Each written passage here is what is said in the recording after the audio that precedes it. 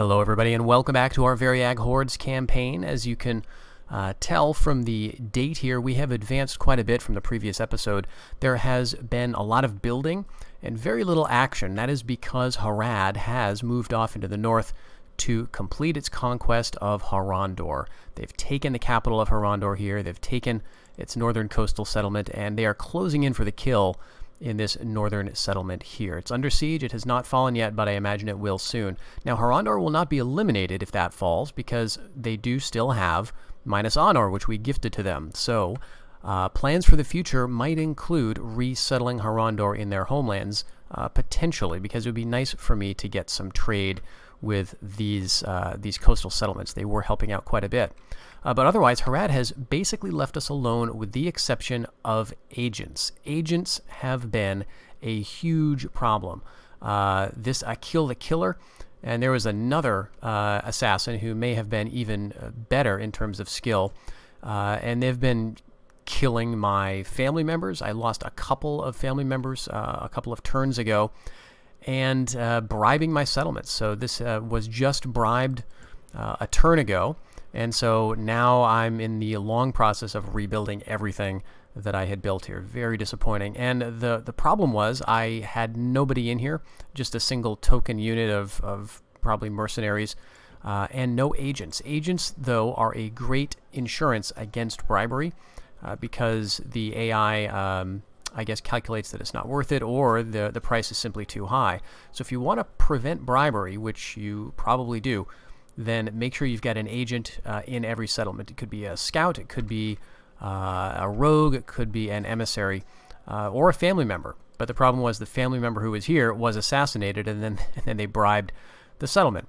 Fortunately, though, they can't train anything here, so I was able to march right back in and take it, and the economy is humming along pretty well. Despite the loss of trade along the coast with Harandor here, I am at least trading with my own settlements, and I've got enough sort of a tax base here that we're doing pretty well in terms of income, looking at making a couple thousand this turn. And I think that's even with some building. Yeah, this has not even been started yet. So I'm making like 4,000 or 5,000 a turn. It's really quite nice.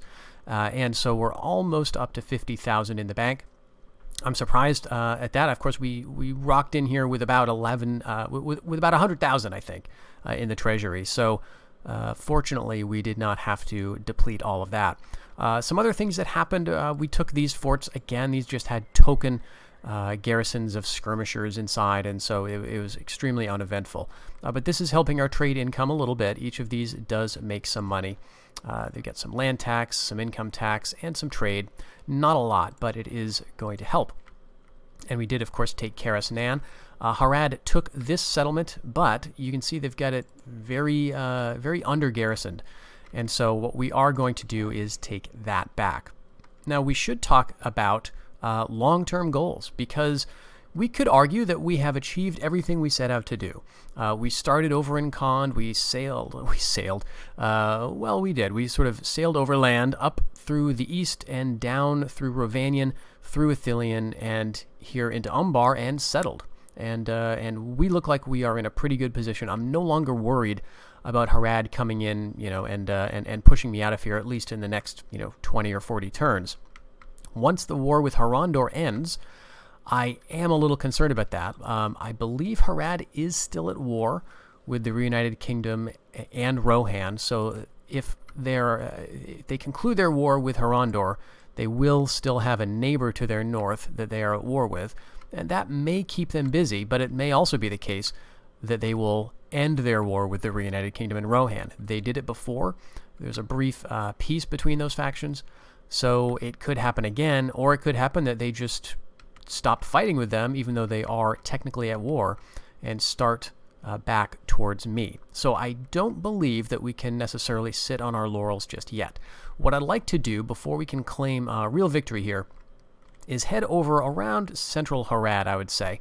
There's a chief city over here that I'd like to grab. Is also a nice target, and I'd love to get some armies up here just to mess things up and gift some of this territory back to Harandor. I don't think we're going to go for our victory conditions for this run. Of course, those would require us to get all of our homelands and Lond Nurnin back, and I just don't really feel like doing all of that. The idea behind this run was to see how far we could go as a horde, to see if we could settle in Umbar, and see if we could make ourselves secure. And I think we've accomplished most of that, but I would like to put Harad on the back foot, bottle them up securely, and really claim a strong position in the south before we wrap this up.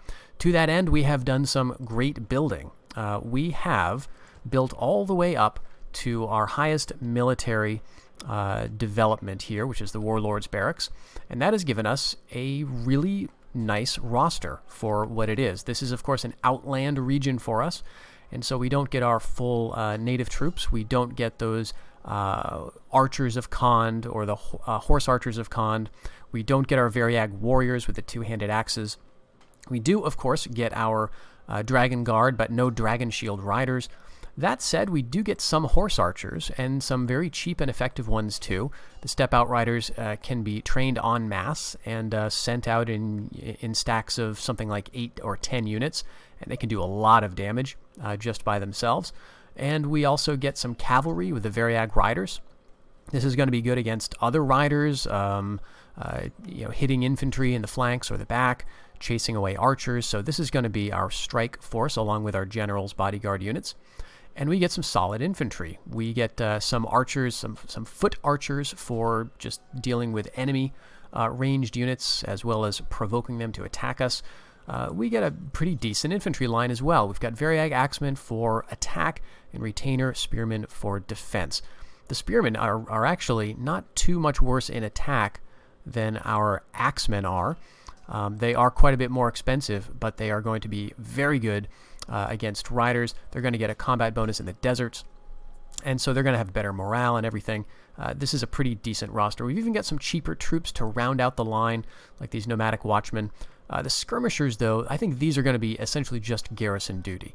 Very low upkeep, no shield, so they're not going to be that effective in combat, and we have plenty of mercenaries in the region. These swording skirmishers, as I've said, are just superior to any other skirmisher in many ways. So we're going to rely mostly on those for fighting. We are also no longer a horde, I guess you could say. We could change the name of this series to Variag Chiefdom or something, because we don't have any more horde units. After taking Karas Nan and these forts, we are done with the horde units. So no more free upkeep. It's good to know that we're not going to lose any more units, and everything that we have we are paying for. But that's fine. We can sort of keep training things up. So I'm retaining some retainer spearmen right now, and we are going to make for Harad. Now, Harad did take the settlement of Habad here, and it's pretty lightly hilled, so we're going to want to take this. This is part of the Umbar region, and so it's going to give us very similar recruitment to what we find here in Umbar City if we take it and develop it in a certain way. These places are a little bit different. You may notice we're not getting retainer spearmen out of the highest tier development here, but we would in, let's say, Karas Nan if we developed it into a military province. But this I decided to go for financial, because we do need some trade-focused settlements, and this allows us to build our highest tier markets and our highest tier caravan camps. I did go for a second military settlement in Umbar. This just does not make a lot of money. There's no resources in this province, and so we're building up to hosting halls here. That'll get us Step Outriders, and then we'll probably go ahead and get the final tier of military here also, so we can get another place to train Variag riders and those retainer spearmen. Let's see. We have been dealing with assassinations, and we've been... otherwise, Harad has been very quiet. We did get some spies up into the northern part of the map. They're still making the rounds, but the Reunited Kingdom has expanded quite a bit. Looks like they're heading over to the east, fighting Rovanian, apparently. They've made a ton of enemies.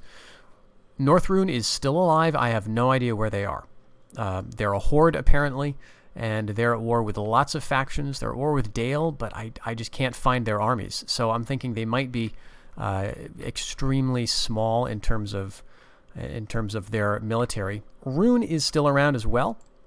Rune is now owned by Dale, protectorate situation, and they hoarded briefly before settling here again. So Dale has expanded in the north, but Dorwinion is kind of the unexpected winner here. They've got some territory in North Rune. They've got some territory in Rovanion, and they're even having a presence over in the east, and even more than it looks on the minimap here. So Rovanion is probably on its last legs. Dorwinion seems to be resurgent, which is very interesting. And in the other parts of the map, Reunited Kingdom is probably doing very well against the Dunabar. And in our own homelands, we have Far Harad. So we'll probably just leave them to that. They are fighting Harad for us, which is very nice of them. And so maybe we'll meet up with them in the middle at some point. Let's end the turn now, though.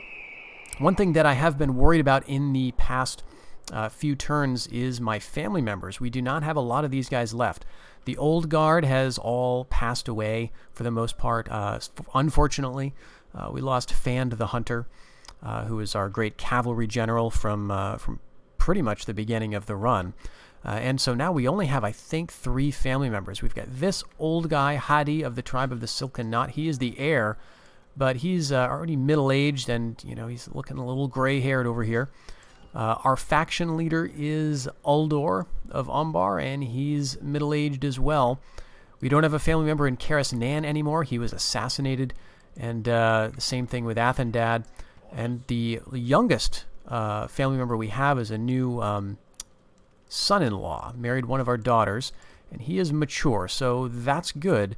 But looking at the family tree, there's no young men coming of age anytime soon. We can hope for some marriage offers between a couple of our daughters, but otherwise, maybe if we conquer a bit more, the game is going to kick us some more family members. Okay, Dale and Rovanion are at war. When we get to the point where we decide we're done, I'm definitely taking Fog of War off just to see how the factions have developed, because I'm very curious, especially the northwest of the map. No idea how that's gone. Okay. So yeah, income, we're almost making 6,000 a turn, so this is great. And we've got an assassin here. So the army, you can tell, I've got an agent, a very good agent with Banda, just because I don't want to lose this guy. And here we've got an assassin. Now, I could train my own rogues to try to assassinate him, but they would not stand a chance. Harad gets just a great edge in training assassins. So what I'd like to do is find out where they're coming from. There are particular specialization buildings that allow great assassins, and so if I can find that and destroy it, that'd be good. Okay, Harandor has kept this. Okay, I was a little worried because I'm starting to see Harad move its troops back down towards me.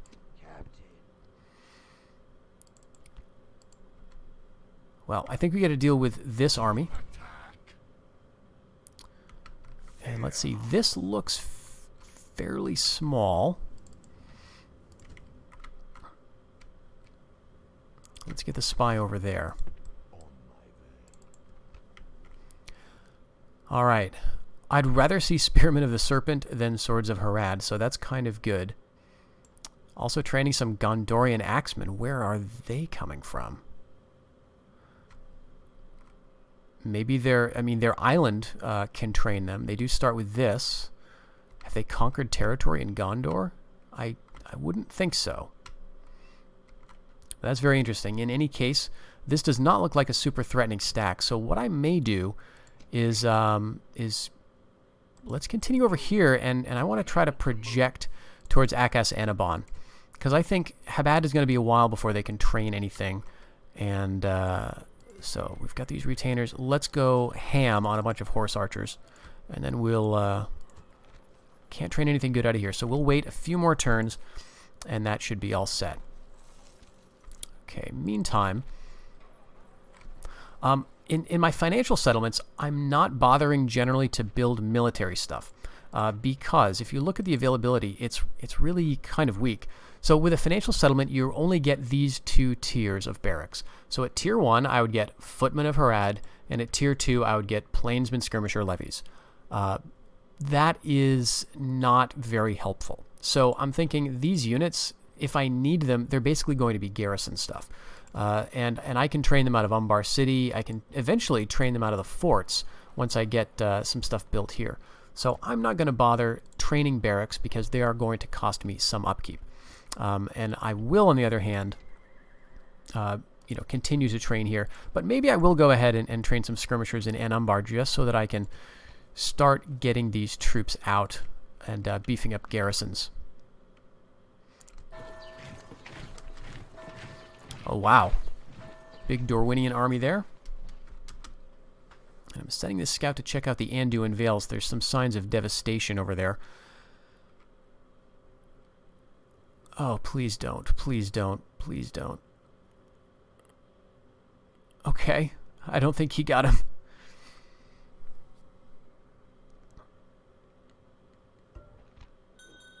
Okay. A suitable husband. Youthful. We gotta take him. We are very low on men. And he's energetic, which is good. We need basically field commanders at this point. He's a casual fighter, so that's at least not bad. It's not good. So he's decent. I know it says he's a poor governor and a poor commander, but those penalties are not too bad. We'll take him. And he is in Umbar City. That's good. I think what I will do is put him in command of a bunch of horse archers. Let's get these units out of here. We'll send them up towards Karasnan or Athendad. Okay. We do have a lot of horse archers in this army and skirmishers, so this is mostly a ranged force. Let's see. They're starting to cluster around here. I think we'll need to get a battle going shortly.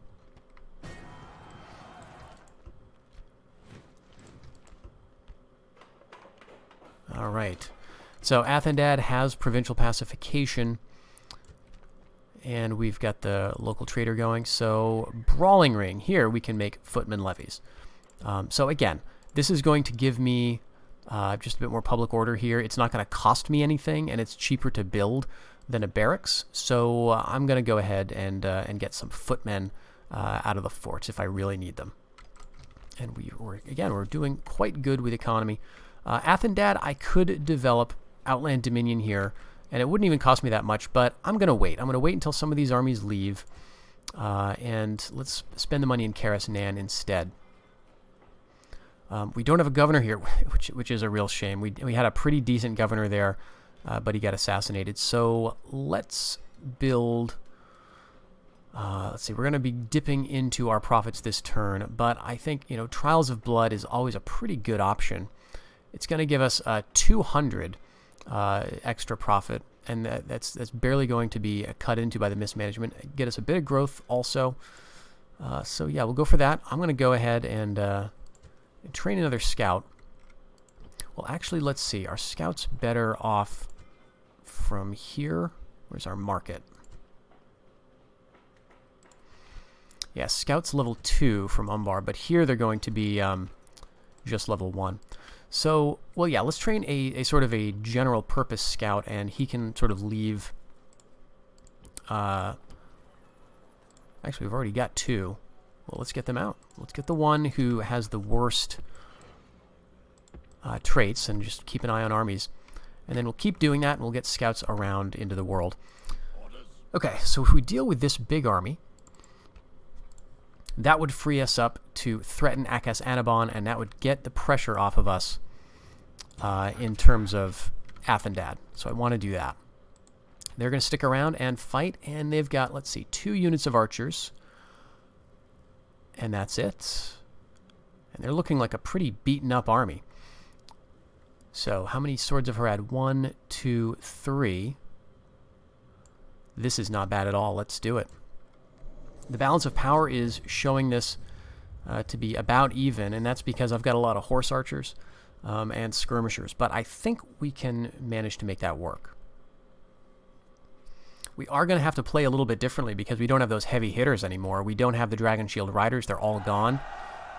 We've got, I think, a single unit of Variag Warriors, I think in Umbar. We should probably put them with the field army, but that's it. We'll never get those again. So in terms of fear-causing units, we've basically got these skirmishers, and then we've got our bodyguard. Okay, so let's see. We do have a ton of horse archers. So there's 10 right there. And we've got a great bunch of skirmishers. The enemy does not have a lot of cav, which is very nice.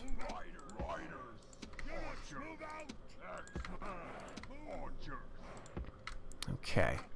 And what's this? Horse Archers of Khan. We'll just keep them back here. Okay. So yeah, this is not a battle line, but again, I think we can make this work. Now they do have the high ground, so what we want to do is get sort of in a couple of different columns. So you guys can go after the right, and you guys can go after the left.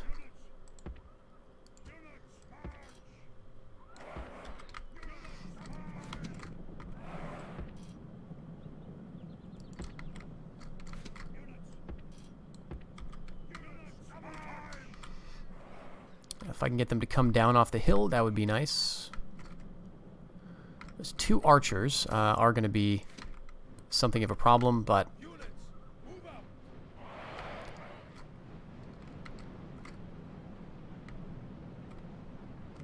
Alright, Swords of Harad are coming out. We do have to watch for them.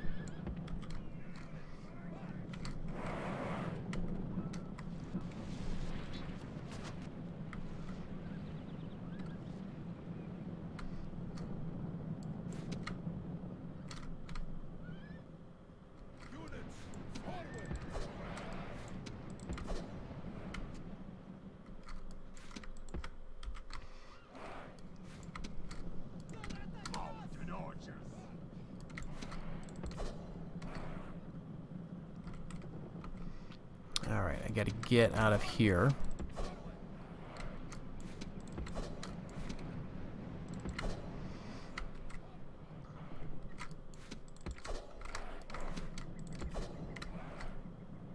Alright, red sand archers. Let's see if we can hit them.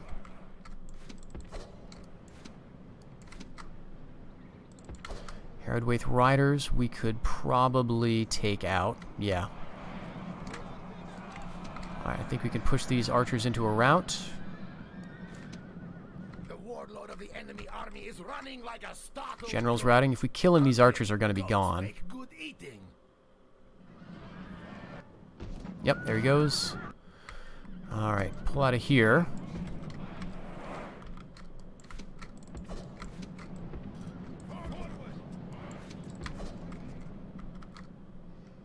Some swords are trying to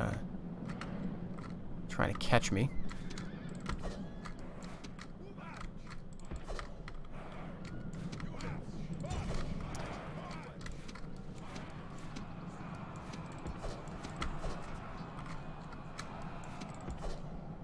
Yeah, look at their ridiculous range.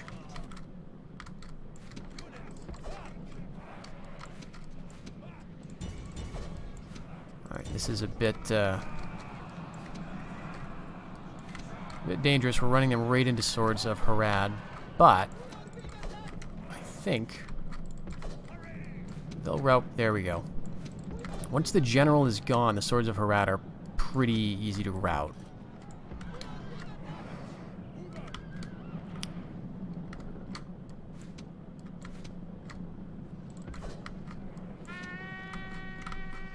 Okay, these are skirmishers.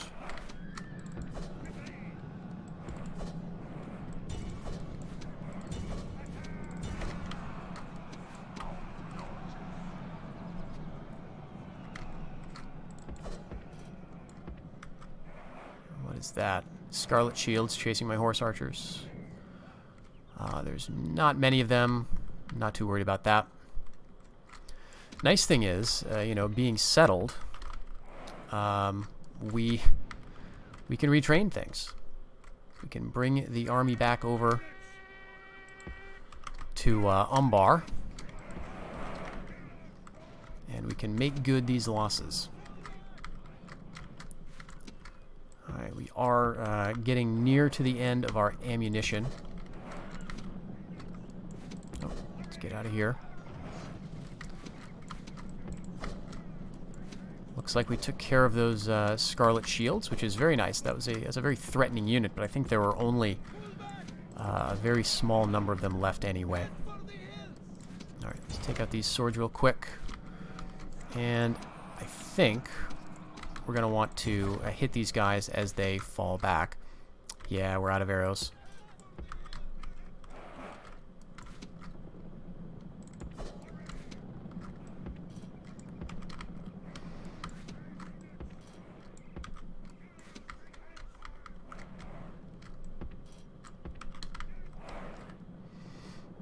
I'd love to take out these spearmen. I think it's 2 units of those and a unit of swords right near the edge of the map. Let's... Well, no, let's not hit those. Swords would be the softer target. But they are shaken already.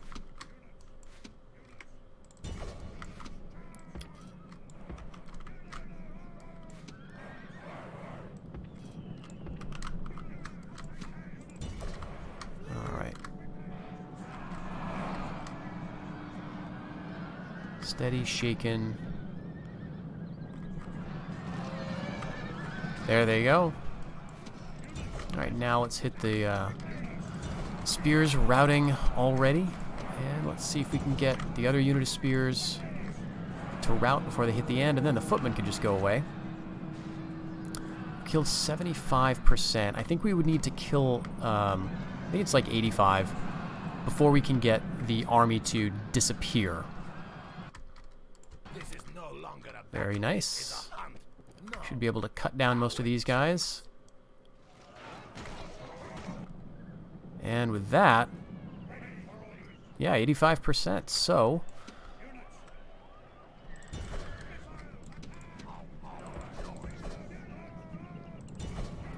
let's finish off these last few units. Okay, heroic victory. We lost almost 200.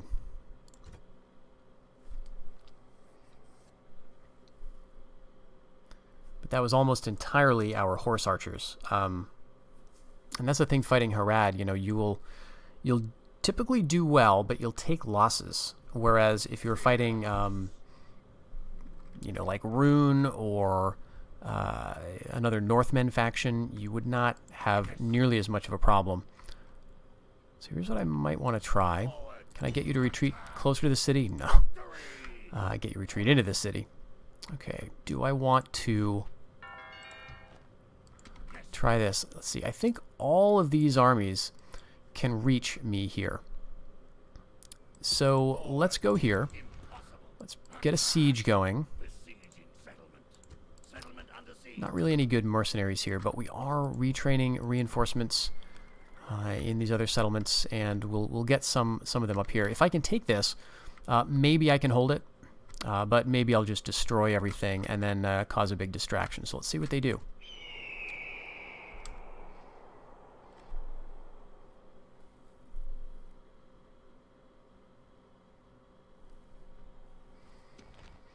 All right, so it looks like we get an attempt at assassination that did not succeed. So I think we'll do this fight in the next episode, folks. It looks like we are not doing too well in terms of the balance of power. It's 1 to 2 here.